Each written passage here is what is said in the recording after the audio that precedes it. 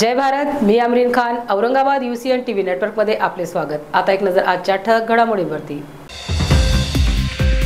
संत रामगिरी महाराजांचा नाशिक मधील कार्यक्रमात मुस्लिम पैगंबरांच्या विरोधातील वक्तव्याचा व्हिडिओ सोशल मीडियावर व्हायरल।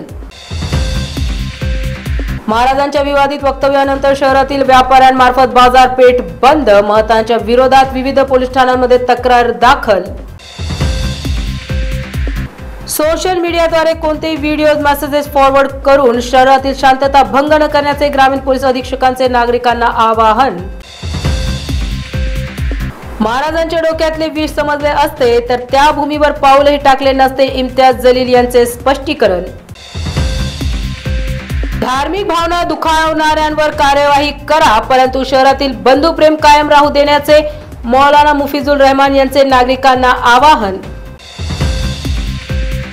महंतांच्या विवादित वक्तव्यावरून शहराचे वातावरण न तापता राजकीय वातावरण मात्र चांगलेच तापले। दैनिक दिव्य मराठी वृत्तपत्रावर राष्ट्रद्रोहाचा गुन्हा दाखल करण्याची क्रांती संघटनेची मागणी। वक्फ बोर्डाची मालमत्ता हडपण्याकरिता भारतीय जनता पार्टीने आणले दुरुस्ती बिल, खासदार डॉक्टर कल्याण काळे यांचे प्रतिपादन।